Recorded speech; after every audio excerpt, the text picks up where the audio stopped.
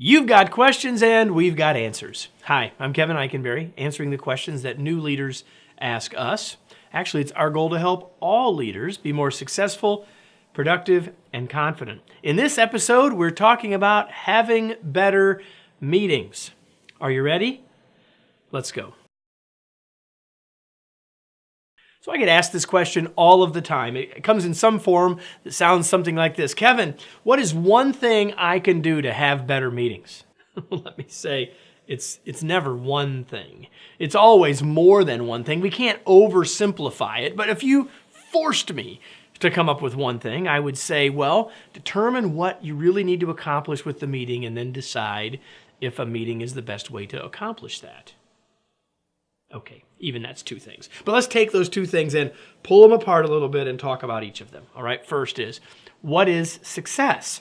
What are you trying to accomplish with the meeting? We should not go into any meeting not knowing what success looks like. How will we know if we've had a successful meeting? So the first part of my advice is make sure you know what success looks like. How do you do that? You have desired outcomes. Desired outcomes are a very clear picture of what it is that success for a meeting looks like. And if you state them in the right sort of way, which I'm going to tell you in just a second, they should be clear to anyone who's attending if you send that out to them ahead of time in terms of exactly what we're doing and when we're done. How do you write these desired outcomes? I'm glad you asked. Write them like this. Noun, verb, past tense.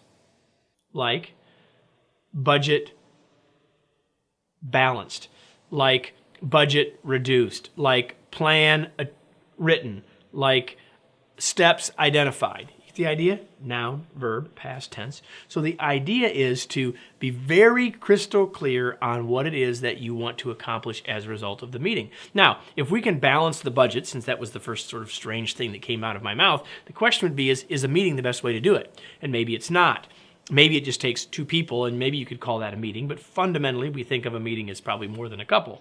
So what is the outcome that we want, right? And if we can be very clear about that in terms of noun, verb, past tense, desired outcome, then we should be in the best position to have a successful meeting, if we should even meet, which leads to the last question, which is a meeting needed?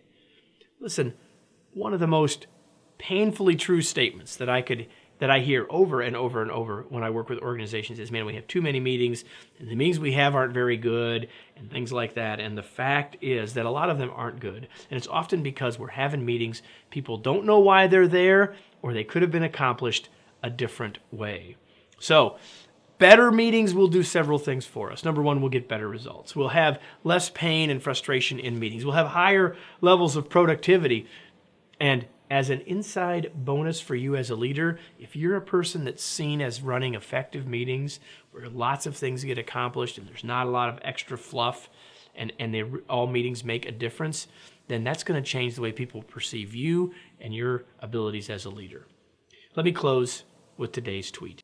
To have better meetings, only meet when a meeting will help you reach your desired outcomes. Hey, I hope this video was helpful to you. If it was, please share it with others who might find it useful as well. You could even hint, give it to the people who don't run very good meetings. But listen, we've got all kinds of great stuff on our site. We hope that you'll take advantage of it, both the stuff that's free as well as the stuff that you can pay us for. All of it is designed to help you be more confident and successful as you move from bud to boss.